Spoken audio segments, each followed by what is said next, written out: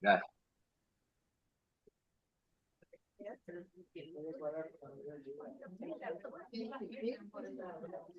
Bueno, vamos a empezar. Si alguno quiere ir y venir, no me molesta, todo bien. Durante el encuentro pueden servirse todo lo que quieran. No hay mucho, pero lo que hay. Bueno, vamos a avanzar. Parece increíble. Tuvimos 2 lunes seguidos. Bueno, entonces yo les dije que hoy vamos a empezar con el siglo XX, que habíamos tenido el desarrollo de la Kabbalah hasta último gran cabalista místico, Luria. Después tuvimos los falsos mesías y también tuvimos el tema del hasidismo, que fue una vuelta de tuerca, pero no es un cabalista innovador. Y que el primer cabalista innovador que vamos a tener después de 200 años de ilustración, iluminismo y casi ocultamiento y vergüenza sobre la Kabbalah o el misticismo, es en el siglo XX y vamos a hablar hoy del principal cabalista de esa época. Cuando yo digo esto, quiero aclararlo por las dudas, no me refiero a que no hay nadie que estudie Kabbalah.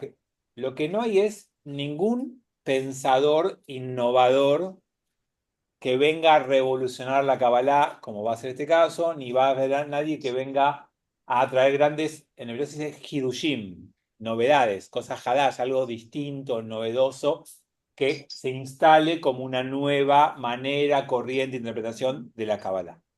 Eso no hubo hasta la llegada se llama Rabbi Yehuda Ashlag, y se lo conoce como Baal Azulam. Baal, como Baal Shem Tov, eso es esposo o dueño. Baal es más conocido. ¿Alguien sabe qué es Azulam en hebreo? Sulam. Sulam es la o el Sulam. ¿Cómo? Salam no es salam. Salam es la forma árabe de decir shalom. ¿Qué es Sulam? Bueno, es escalera. El dueño de la escalera, porque no se casó con la escalera. Es el dueño de la escalera.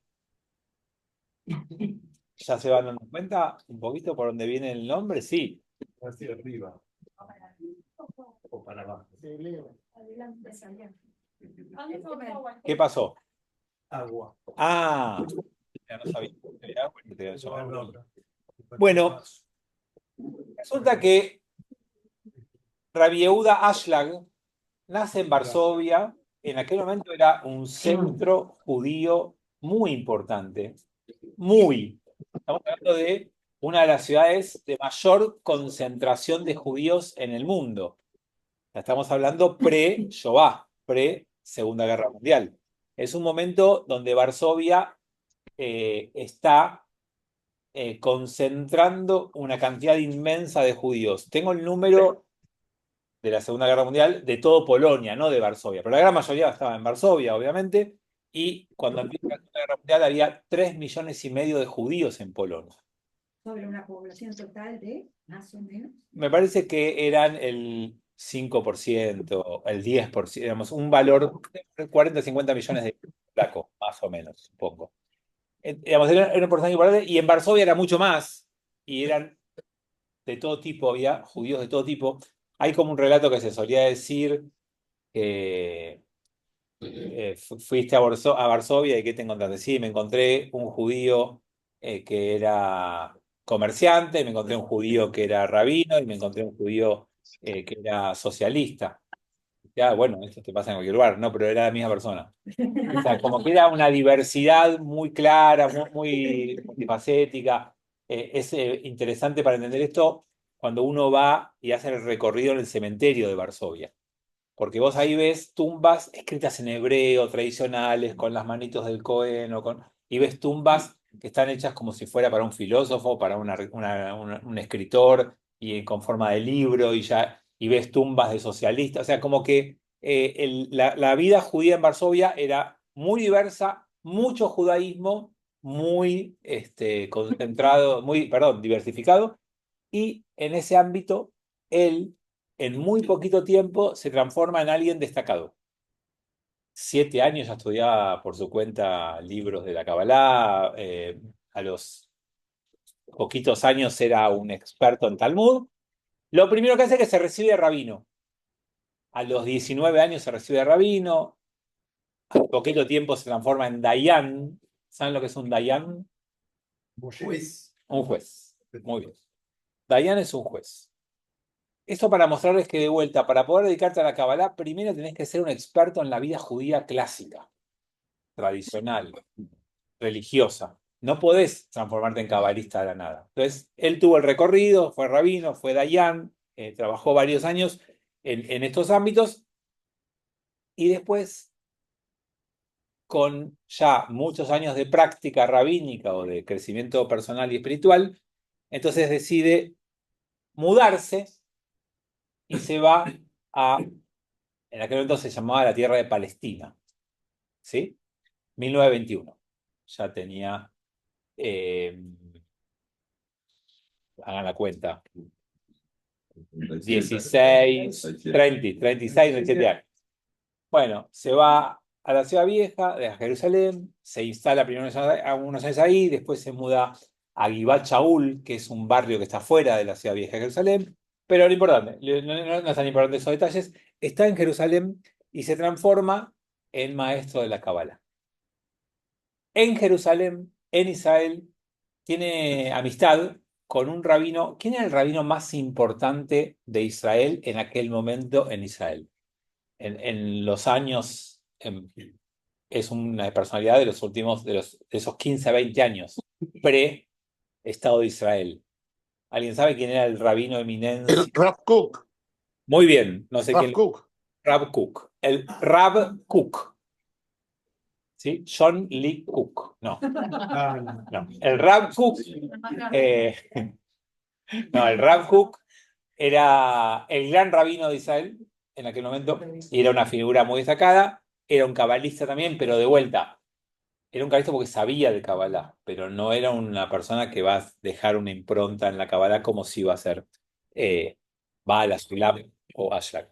Bueno, vamos a empezar a ver algunas particularidades que tuvo él como para dejar una impronta. La primera es que creció en Varsovia, estudió en Varsovia, pero ahí decidió él, por su cuenta, estudiar alemán y estudió los filósofos en alemán. Y entonces, ese va a ser uno de los primeros aportes, que la Kabbalah ya no va a ser algo visto, pensado desde una mirada mágica o de una mirada más infantil, sino que va a tener una mirada filosófica profunda. Y ahí yo les puse, digamos, leyó Marx, Nietzsche, Schopenhauer, digamos, estudió filosofía de la época en alemán, en el idioma original que fueron escritos, y eso le dio a la Kabbalah una profundidad muy fuerte. Hegel, que no les dije, también es importante. Bueno, ahora, Kabbalah, más filosofía, más entender la época. Porque si vos no entendés lo que está pasando, es muy difícil que llegues con un mensaje realmente que impacte. Si ustedes hubieran venido a Rosh Hashanah y Yom Kippur y hubieran escuchado cosas de Torah y de Kabbalah súper profundas, pero desconectados de lo que esté pasando, de lo que necesitaban escuchar, seguramente se hubieran ido disolucionados, digamos, y se hubieran sentido no en el lugar correcto o adecuado. O sea, el desafío siempre es, estamos hablando de algo micro, ¿no? El ejemplo que usé, pero el desafío siempre es que la base judía tenga conexión con lo que está pasando, con lo que está cambiando, con lo que está doliendo, con el zapato que aprieta. Digamos, las sociedades y los momentos históricos y culturales tienen emergentes, tienen algunas cuestiones que es importante comprenderlas para que pueda haber una respuesta que contenga lo que la gente necesita. Pero no desde cualquier lugar, sino desde el saber de la Kabbalah. Y eso es lo que él logró. Entonces, primera gran revolución o primera gran característica de su aporte, filosofía, Kabbalah, entendiendo la época, ¿sí? Los cambios de época. Bueno, entonces ahí hay un concepto muy importante para entender esto. Lo segundo es que empezó a desarrollar un saber que le va a permitir lo que va a ser su gran aporte y su gran cuestión, que es la que vamos a ver un ratito, pero eso se las adelanto, y es que él liberó la Kabbalah, la abrió. Pensó que la Kabbalah era no para eruditos, varones mayores de 40, elegidos con un dedo para estudiar en secreto, ya era para todos, hombres, mujeres, menores. No, no, no liberó el cepo. ¿Está bien? Eso es lo que hizo Baal HaSulam. Para poder hacerlo, dedicó mucho esfuerzo, escribió muchos libros, dedicó mucho esfuerzo a la escritura, pero especialmente a libros introductorios para después poder leer los textos de verdad. Entonces tuvo dos grandes especializaciones. Se especializó mucho en Luria, Rabbi Isaac Luria, el último gran aportante a la Kabbalah, revolucionario de la Kabbalah, que habíamos visto que él había escrito, no, pero no escribió su sucesor, pero lo vimos como uno de los grandes aportes. Y por otro lado, ineludible, el Zohar. Entonces, él escribió libros de introducción para estudiar la Sefirot, libros de introducción para estudiar a Luria, libros de introducción. De hecho, la Baal HaSulam, la escalera, es el libro para hacer el Zohar, para entender el Zohar. Entonces, se transformó en una persona que democratizó, abrió, liberó el contenido y preparó a la gente o brindó herramientas para que eso pueda ocurrir. Una Sí. pregunta. Él estaba ya en Palestina, ¿no? Sí, sí, como dije, desde los ¿Esta 30. liberación llegó a Europa? Está bien la pregunta. Llegó a Europa la liberación y él, en la mitad del proceso viviendo en Jerusalén, se fue a vivir 2 años a Londres. Y entonces sí, digamos, parte de su. Hola, ¿qué hacen? No, saludamos. Ah, bueno, sí, no pude llegar. Voy al curso. Nos vemos. Chau, chiquis. ¿Qué pasó ahí? Zoom. Julio, ¿se reveló el gallinero? ¿Qué pasó? Ah, estás muteado vos también, no te escuché. Yo admití a todos, entraron como 3 o 4. No, no, alguien se puso a hablar y escuchamos una conversación, no. Ah, pero no es mía la conversación. No era mía, ¿eh? Bueno, Alguien abrió, fue gracioso, perdón. Volvamos. pero no era mía la conversación. No, no, era voz de mujer, era voz de mujer. Bueno, entonces, a ver Vivió en dónde. Londres 2 años.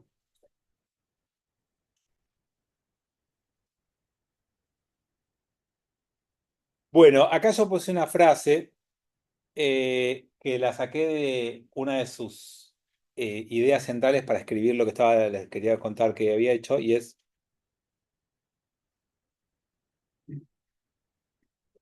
su propósito es como una escalera. Si usted tiene un ático lleno de bienes, entonces todo lo que necesita es una escalera para subir hasta él, y entonces todo el bienestar del mundo estará en sus manos. O sea, lo que él sentía es que el saber judío era genial para darte mejor vida, para que vos tengas un bienestar en tu vida como cualquiera de las propuestas de bienestar que hay hoy, que hay por todos lados. Eso él lo vio 100 años antes. Y entendía que eso estaba muy elevado para que la gente común pueda acceder. Y entonces él no quería que haya maestros indispensables quería darle a la gente las herramientas para que lleguen. Y por supuesto que vamos a estudiar el próximo encuentro los discípulos que él generó, y ellos sí se transformaron en esa escalera. Y porque más allá de que él haya querido facilitar la llegada, la mayoría de la gente no lee, no estudia. La mayoría de la gente quiere que le digan más o menos cómo funciona. Entonces, así como vemos hoy que hay un montón de propuestas de bienestar y toda la gente sigue a un gurú que les dice un poquito lo que tienen que hacer, digamos, de alguna forma pasó lo mismo con la Kabbalah.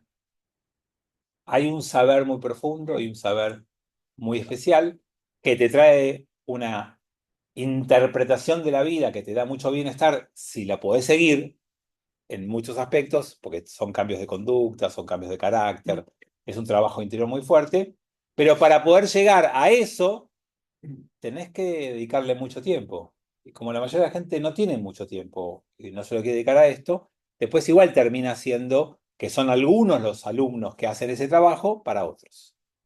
Y eso es lo que se va a conformar como éxito en la Kabbalah a partir del siglo XX-XXI.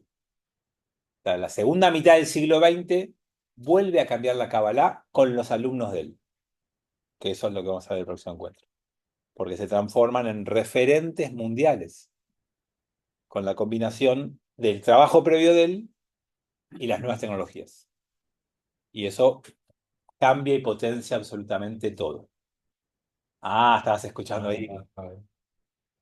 Bueno, entonces ahí hay uno de los conceptos que quería compartir. Digamos, acá esto de que la Kabbalah, él va a entender que es eh, una propuesta de vida para poder eh, tener un bienestar o una elevación en tu vida.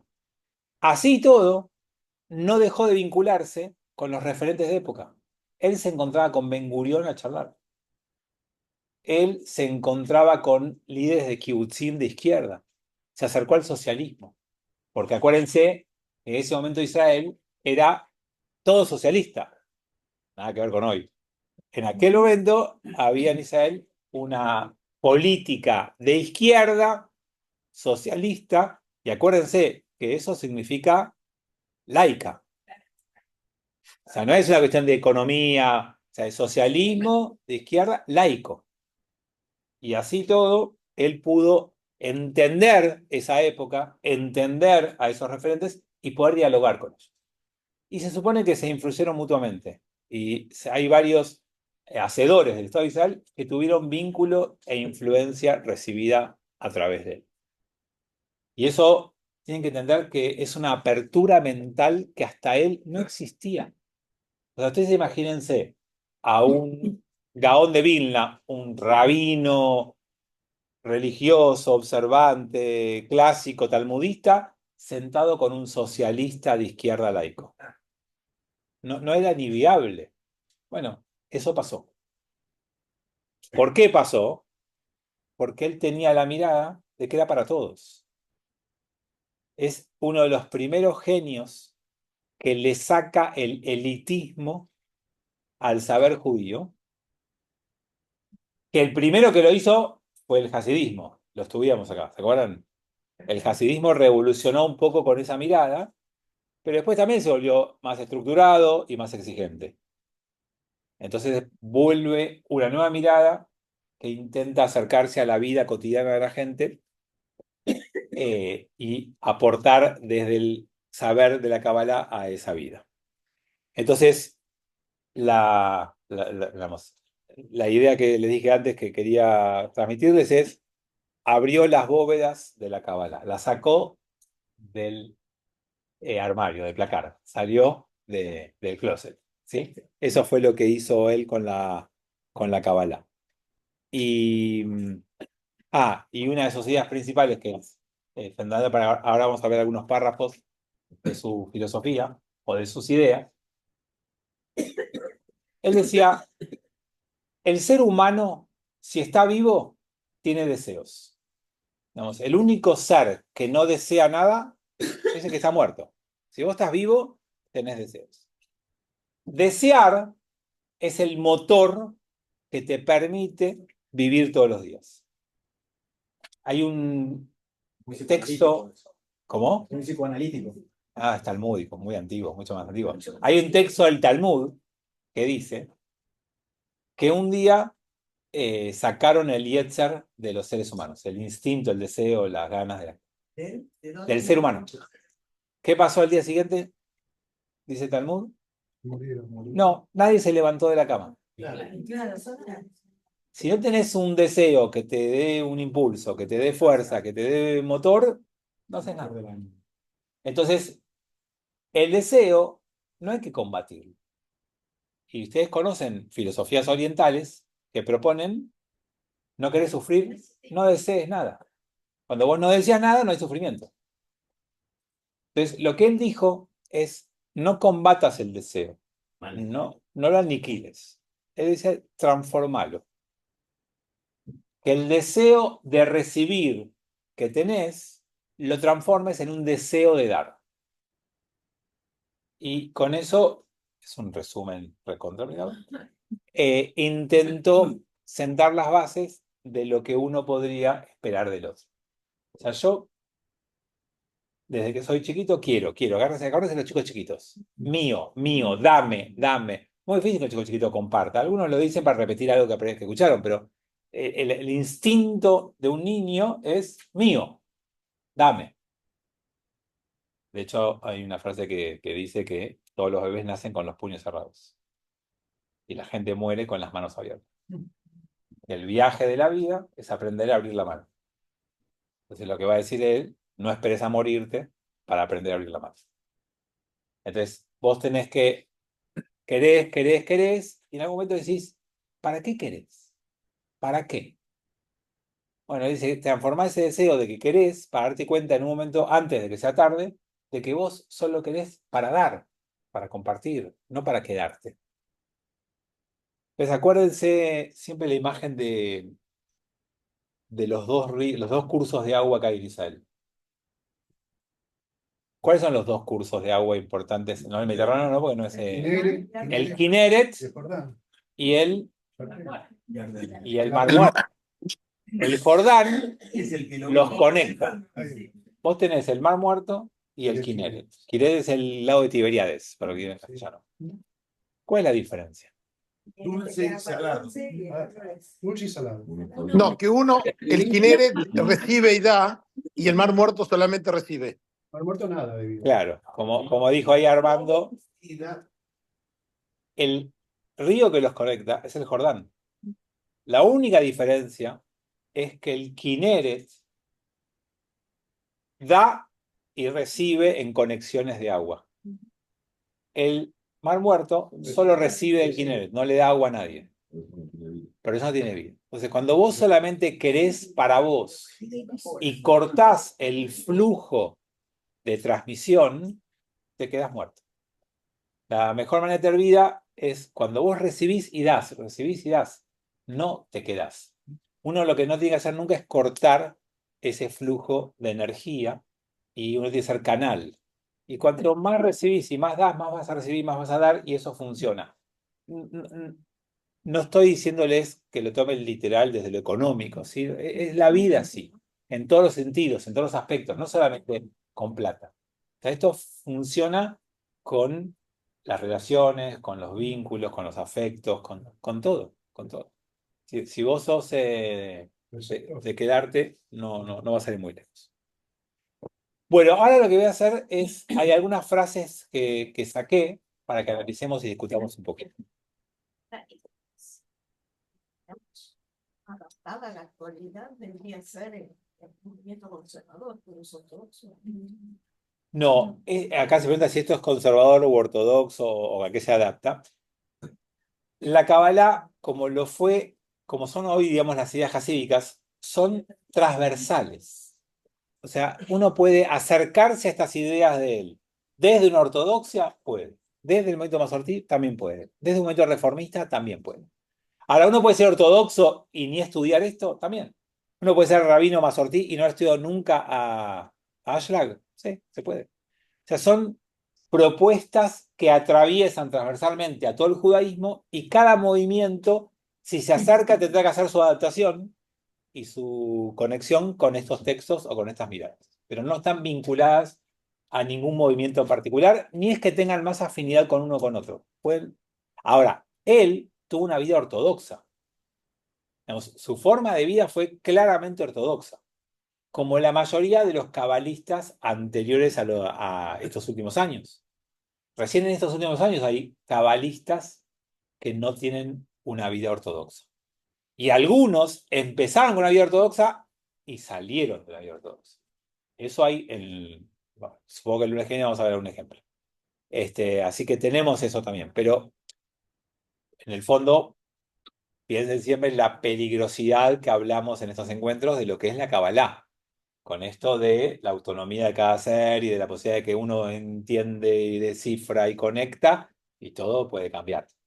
Entonces hay algunas. Con lo que comentaste, ortodoxo, pero abierto. No es común eso. Por eso yo decía que él innovó, si bien ya los jasicos habían hecho algo en esto, innovó en esa idea de que yo no necesito que vos seas un observante de todos de todos los preceptos para que yo te reciba. Yo puedo conectar con vos y hablar con vos, aunque vos hoy todavía no tengas ese nivel de compromiso.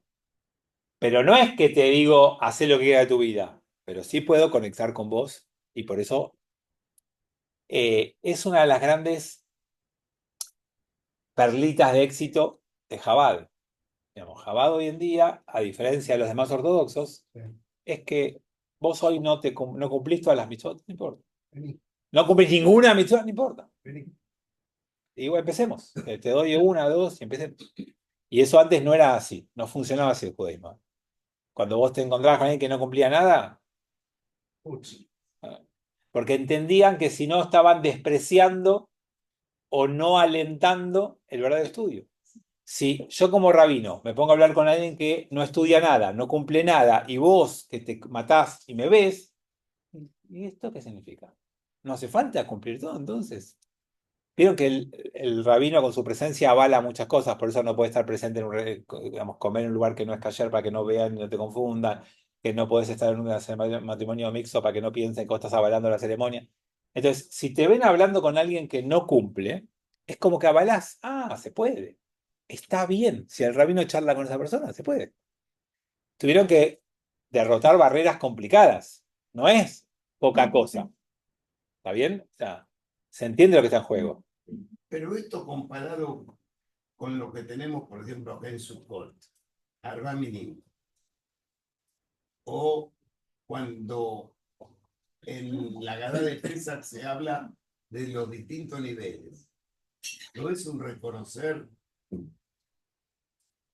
que desde el que sabe puede hablar con el que no sabe? Sí. Acá hay un ejemplo, digamos, de los Arbat Aminim, o también de los hijos de Pesach, de la Gadá, que la diversidad está bien y es aceptada. Pero una cosa es, en una práctica de los Arbat Aminim, hablar que hay frutos y personas que tienen todo, y hay frutos y personas que no tienen nada, y que todos son parte de Israel, a darle el cabo del honor y el lugar de que esté en la primera fila, que esté.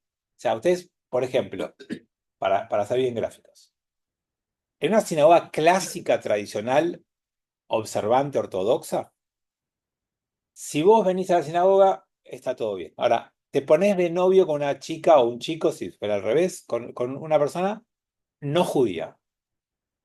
No es que te dicen ya no sos más, pero no subís más a la Torá. Mientras estás de novio con esa persona no judía, no subís más a la Torá. Te casaste con esa persona, no subís más a la Torá.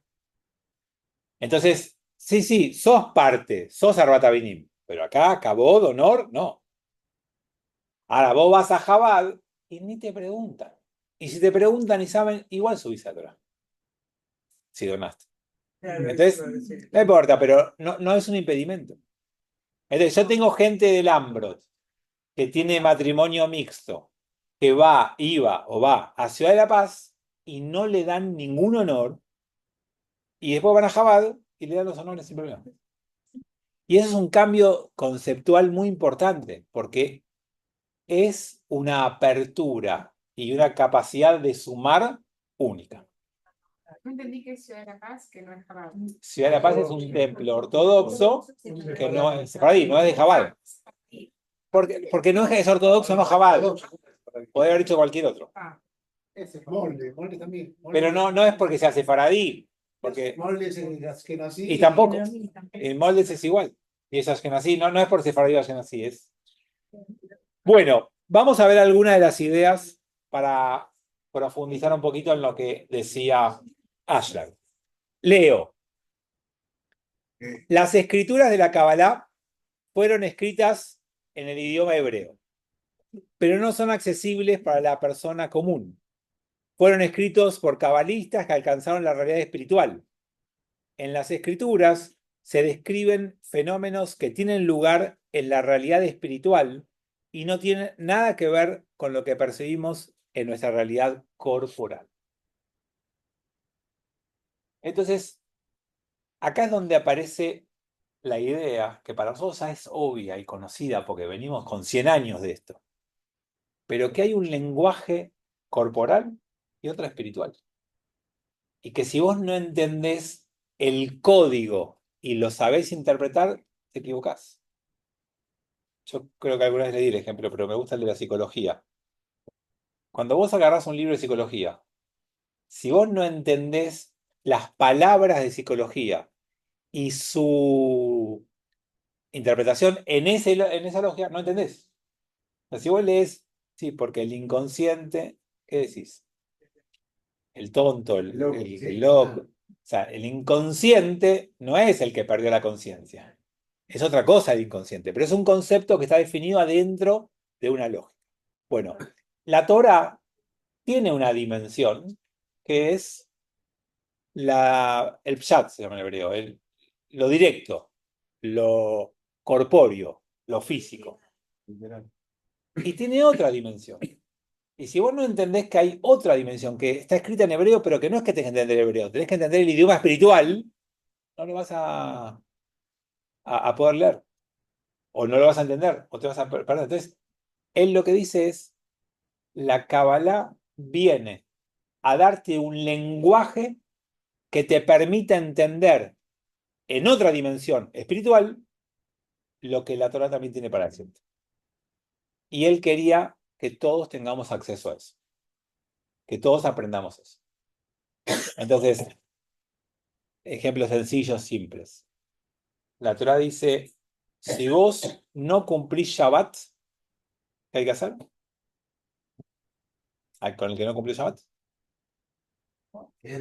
No, Enseñarte. no, no. Matarlo. Matarlo. No vamos con chiquitaje. Acá la,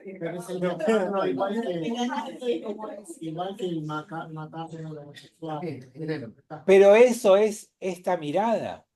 Por eso digo, tiene 100 años ya para. Pero ¿qué significa? Digamos, en algún momento de mucho tiempo era literal. Lo que pasa es que el pueblo judío perdió el monopolio de la fuerza hace mucho tiempo. El Talmud se ocupó de suavizar un montón de situaciones. Pero la mirada espiritual es, no, lo matás de la pertenencia, de la vida espiritual, se pierde. Digamos, es otro lenguaje para entender esto mismo que estamos diciendo, para que nadie mate a nadie físicamente, cosa que igual no se hacía, pues ya el Talmud ya no lo hacía, pero le da una dimensión espiritual a esa mirada. Entonces, un tema central de él es como que necesita enseñarle y traducirle a la gente lo que la Torá dice, ¿no? Segunda, la singularidad del Baal Hasulam es que reunió los principales escritos de la Kabbalah, los organizó e interpretó de una manera que cualquier persona que desee pueda estudiarlos e implementarlos. Los hizo accesibles para todas las personas, incluso si actualmente carecen de logros espirituales. Por eso lo traje para ustedes. Él realmente bajó la escalera espiritual hacia nuestra realidad. Por eso, él adaptó esta sabiduría para nuestra generación. Eso fue la revolución de él. Sí. Si el judaísmo está allá y tu vida está acá, lo que hacía cualquier persona es decirte, bueno, esforzate, subí, y cuando estés ahí vas a entender. Y bueno, ¿qué tengo que hacer? Y bueno, primero cumplí Shabbat, cumplí Kasher, rezar 3 veces por día, ponerte Tefilín, estudiar Torah, estudiar Talmud, estudiar, sé todo eso y después charlamos. Y entonces, sí, era para pocos. Él dijo, vos estás acá y el judaísmo está allá, bajemos el judaísmo. Y cuando lo bajamos, no lo dejamos ahí. Te ayudamos a subir para que te quedes ahí. Y esa es la propuesta de vida. Por eso se llama Vara Sulam, ¿no? El juego de la escalera está siempre metido. El movimiento Mazortí, el movimiento conservador, usó la metáfora de la escalera con una idea que es interesante. No digo que sea la de él, pero puede ser para pensar. El movimiento Mazortí dice que todos estamos en una escalera, que es la escalera de la santidad. Entonces la pregunta no es ¿en qué peldaño estás? Sino Claro, si está si subiendo. estás subiendo. Entonces eso es una idea. Bueno, yo la conozco de textos Mazortí, puede ser que Chabad haga la misma metáfora, pero todo viene para mí de acá. Porque antes, cuando todas las acusaciones al judaísmo elitista, es que la pregunta es, ¿vos en qué escalón estás? O sea, vos, ¿cuánto cumplís? ¿Cuánto sabés? ¿Leés Talmud en arameo? ¿Sabés Masechtot, o sea, capítulos de memoria? O sea, esa es la competencia del judío clásico. ¿Cuánto sabés? Y ahora no es cuánto sabés. ¿Estás creciendo en tu cumplimiento? Sí, antes no hacía nada y ahora no mezclo carne con leche. Espectacular. Subiste. No, pero pará. Yo hago 18 millones de cosas. No importa. ¿Estás estancado o estás subiendo? Perdón. Una pregunta. Bueno, espera. Por eso, ¿qué pasa con el proceso inverso? Lo que va a valorar es que estés ascendiendo. Y cuando no, te va a tener que ayudar, o alguien te va a ayudar, o no, serás un caso perdido, porque te vas para abajo. Pero el proceso es siempre dónde estás, no en qué peldaño, sino si estás subiendo o estás bajando. Y eso es un cambio de mentalidad total. Ah, sí. Sí. Será que tengo una pregunta acá. Así, Armando levantó primero la mano, te quería hacer una pregunta y después te quiero hacer una pregunta yo. Dale, Armando. Dos preguntas. Una, que cuando hablabas que el Bara Sulam decía que todo es deseo, ahí se congeló y se cortó la transmisión. Está el rojo. Está bien. Que decías que eso coincide con lo que decía Freud, que todo en la vida es deseo. Que el que está vivo tiene deseo. Armando, eso lo dije hace un rato largo. Desde ahí se te cortó Pero la se cortó después, se cortó un rato bastante. Pero espera, no lo puedo repetir. Y al resto Bueno. se cortó, no. No, no, no, no. No, por eso es tu internet. Te invito a que lo veas después en YouTube. No puedo repetir todo lo que dije ahí hasta ahora. Está bien. Y después vos habías dicho que el judaísmo clásico ortodoxo estaba en contra de los cabalistas. Mi pregunta es ¿por qué? No, Creo que lo habías dicho en algún momento. no. Los judíos ortodoxos no están en contra de los cabalistas. Los judíos ortodoxos muchas veces tienen miedo a la cabalá, por lo que decíamos antes, porque hay mucha historia. No, pero espera, tengo un problema. A ver si alguien lo puede solucionar. No, para conectar esto necesito sacar el adaptador. No, el problema es. No. El problema es que el adaptador me tapa. Nunca lo pude. No, de esta entrada no. Si busco un cargador de otra entrada, ¿no tendrá Alexis? No creo. Pero Fabi, ¿eh? Bueno, pero sacás la tele. Vos lo ves desde ahí. Ah, ok, perfecto. Sí, gracias. Ahí no perdemos a ustedes. No, por ahora estamos. Bueno, y ahora sí. ¿Dónde está el derecho? Arriba, se te llega. A ver. Sí. Subiendo los peldaños.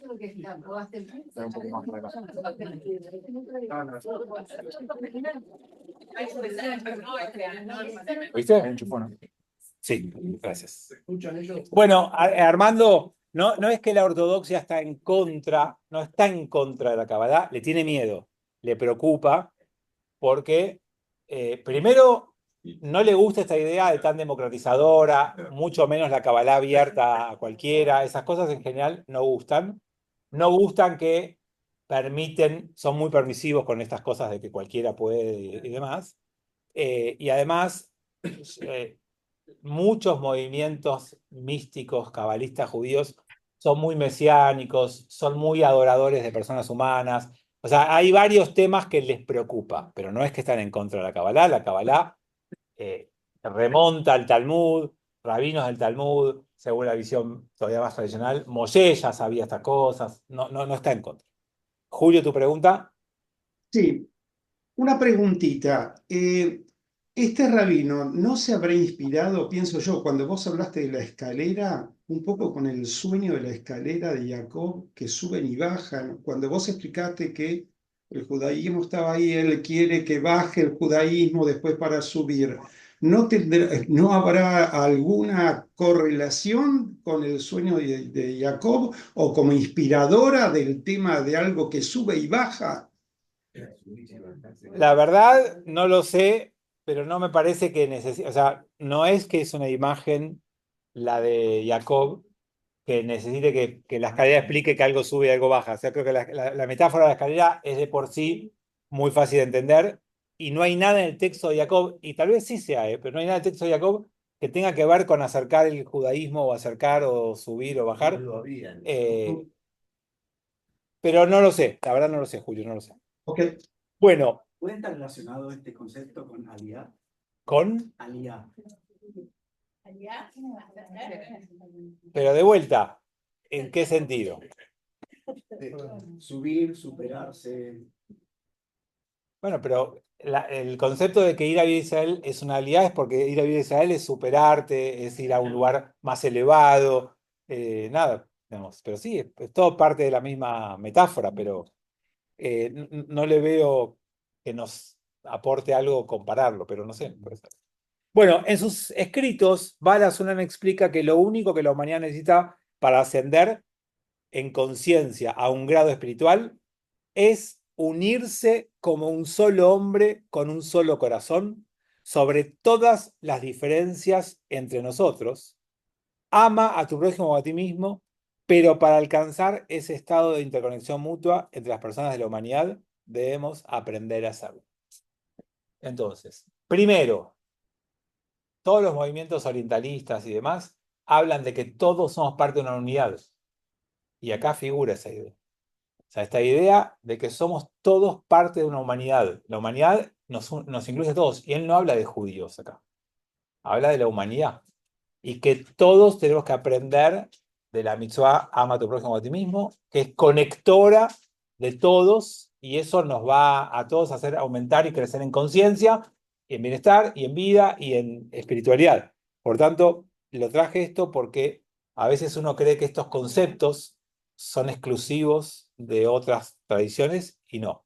En el judaísmo también tenemos personalidades, rabinos y pensadores que tienen un fuerte compromiso con la unidad, con la idea de que todos los judíos y todos los no judíos conectamos entre nosotros. Se pregunta, ¿cuál es el significado de la vida? Es una pregunta que surge en todos nosotros, cada cierto tiempo, y un cabalista es una persona común, como vos o como yo, a quien la pregunta sobre el significado de la vida no le permite descansar. Vos te acercás a la Kabbalah cuando empiezas a jugar, ¿para qué vivo? ¿Para qué vine a este mundo? ¿Cuál es el sentido de la vida? A todos nos puede parecer de vez en cuando la pregunta. Ahora, cuando esa pregunta te persigue, cuando no te permite liberarte hasta que no le encuentres alguna respuesta, o por lo menos te pongas a buscar, no te deja acercarte a la Kabbalah. La Kabbalah te acerca a aquel que quiere empezar de verdad a contestar esa pregunta. No solo aparece aquí y allá al azar, para desaparecer unos minutos después, sino que se convierte en tu principal preocupación en la vida. Y acá empiezan a vislumbrar, y por eso traje esta frase, por qué la Kabbalah atrajo a tantos no judíos. Porque la pregunta por el sentido de la vida, más la idea de que todos los seres humanos conectamos entre todos, ya están viendo que de acá va a surgir grupos místicos cabalistas abiertos a todo. Ahora, ¿tienen capacidad como para entender esto? Digo, sí. Bien. Los no judíos, digamos, que no tienen ninguna formación, ¿tienen capacidad para interpretar esto que dicen los cabalistas? Bueno, lo que vamos a ver el lunes que viene es cómo, así como Ashlag hizo libros y metodologías para que personas no especialistas en fuentes judías puedan entender Kabbalah, va a venir una nueva camada, una nueva generación que va a desarrollar herramientas, vehículos, libros, videos, para que no judíos puedan entender la Kabbalah. ¿Y el fenómeno más conocido cuál es? Madonna. No, Madonna no hizo la... Claro, En Kabbalah Center. claro. Lo dijeron acá y lo dijo Armando ahora acá de vuelta. El rabino Berg de Kabbalah Center es discípulo de él. O sea, vamos a ver cómo hicieron, a grandes rasgos, para seguir traduciendo. La gran pregunta que nos tengo que contestar el lunes que viene es, vos tenés un vaso de vino, le pones un poquito de agua, es un vaso de vino todavía. Le pones un poquito más de agua, ¿cuándo deja de ser vino? Entonces, hay un cuerpo místico que tiene 1000 años, si vamos al sur de España, perdón, al sur de Francia, España. Tiene 500 años, si vamos a Tzfat. Tiene 200 años cuando... ¿Y hoy es lo mismo? Después de la adaptación, después de traducir. ¿Podemos decir que Madonna estudia Kabbalah? ¿O Madonna se sedujo, se dejó sorprender o le gustó la adaptación de la adaptación de la adaptación? ¿Y eso es bueno o malo? Eso es más o... Bueno, es un poco la gran duda que todos en el mundo tenemos, porque ninguno de nosotros, y obviamente me incluyo, estamos en condiciones de estudiar Kabbalah sin estos traductores en el medio. O sea, yo les traigo a ustedes el Zohar en su idioma original y traducido. Y los invito a leer. Y no se van a perder de toda la riqueza. Yo me incluyo, o sea, no ustedes. No vamos a entender. Y si entendemos, nos vamos a perder la mayoría de las enseñanzas. Ahora, si el que las entendía lo tradujo y el que estudió con él lo siguió traduciendo, ¿estamos estudiando el verdadero saber de la Kabbalah o no? Bueno, la clave es la honestidad intelectual de los traductores. Y ahí es donde aparece, ustedes van a escuchar consecuencias, van a escuchar, bueno, pero hay algunos proyectos de la Kabbalah. ¿Qué pasó? Van a escuchar algunos comentaristas de la Kabbalah que van a decir, no, es comerciales. ¿Y cómo sabes si es así o no? Pero que cobren no significa que sea comercial. Que cobren puede significar que tienen que vivir de eso. ¿Y cuánto está bien y cuánto está mal? Bueno, hay un montón de preguntas, me queda una frase más y con esto cerramos el encuentro de hoy. La sabiduría de la Kabbalah explica que nuestros 5 sentidos corporales pueden percibir solo una pequeña fracción de la realidad. Los cabalistas explican que aquí y ahora, a nuestro alrededor, hay un mundo de infinita abundancia y placer que nos rodea. Y si lo querés captar solamente con los 5 sentidos, te lo perdés. Pero no podemos sentirlo, porque nos faltan los sentidos adecuados para percibirlo. Del mismo modo que estamos rodeados de ondas de radio, pero para poder escuchar la música codificada en esas ondas, necesitamos un dispositivo, receptor, radio, con el cual podamos calibrar la frecuencia de las ondas. Una vez que está calibrado, podemos escuchar la música. Entonces hoy, esta metáfora tiene muchos años, hoy diríamos, hay Wi-Fi en el ambiente. Pero para que el Wi-Fi se transforme en conexión a Internet, necesitas un módem. O necesitas, no sé, un dispositivo, no sé cómo se llamará lo que tenés ahí adentro. Bueno. Es la estructura de todo medio de comunicaciones. Bueno, pero todo lo que dice es, la vida es mucho más rica que lo que nuestros 5 sentidos perciben. Si vos querés vivir una vida chata y baja, quédate con tus 5 sentidos, no hace falta más. Querés tener una vida más profunda, de búsqueda, de entendimiento, para comprender el sentido de la vida, miren lo que le digo, no le digo, ¿querés eso? Bueno, tenés que desarrollar otros niveles de percepción para que veas otras cosas que así hoy no estás viendo, para que descubras cosas que hoy no puedes descubrir, y a partir de ahí te cambie la vida. Entonces, yo no sé si, digamos, sería interesante hacer un estudio de marketing de esto, ¿no? Pero esas ideas son súper atractivas. O sea, yo no sé cuánta gente que se acercó a estudiar Kabbalah es porque esto fascina. Pero el concepto, después hay que ver cómo sostienen esto con las enseñanzas. Pero la verdad es que la propuesta es súper interesante. Nosotros estamos estudiando Beit Midrash. Bueno, pero nosotros acá estudiamos Halajá y también estuvimos en Halajá. No es que vinimos por la Kabbalah. No, me Y, refiero como disciplina de vida. pero por eso digo, hay gente que deja un montón de cosas para esto. Y debe tener algún atractivo, y me parece que uno de ellos es la propuesta. Hay correlatos de este tipo de estudio de filosofía en otras creencias. Hay de aplicar filosofía a qué. Concepto superador, digamos, basado en el estudio de la escalera que estoy explicando, de la Kabbalah, podemos verlo en otras creencias. Pero espera, cada, por ejemplo, no sé, el Islam o el cristianismo tienen sus desarrollos con sus vertientes, con su mística. O sea, no lo conozco en profundidad, pero sí hubo desarrollos de todo tipo, por supuesto. Y por eso ustedes tienen judíos que se convirtieron, así como hay católicos que estudian Kabbalah, hay judíos que se convirtieron. El evangelismo tiene en sus filas. ¿Cuántos judíos y cuántos judíos involucrados en el judaísmo terminaron en el budismo? Hay un montón, en el budismo.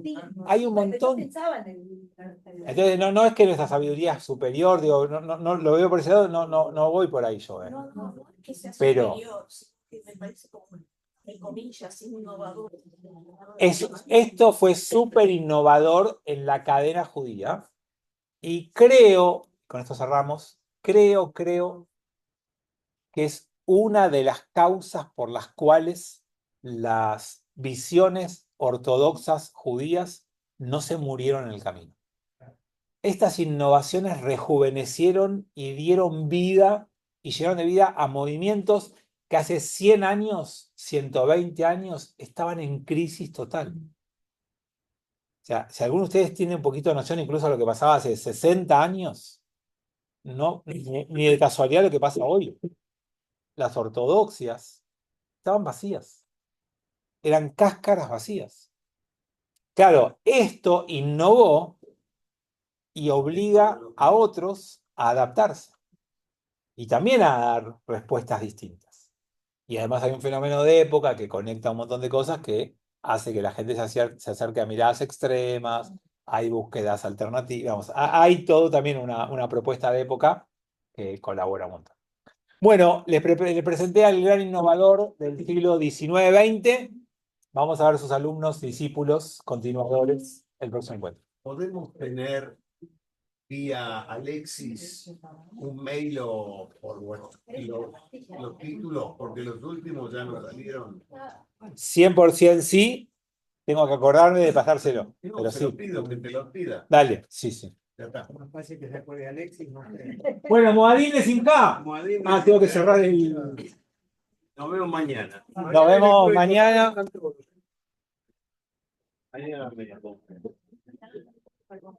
Gracias, amigos.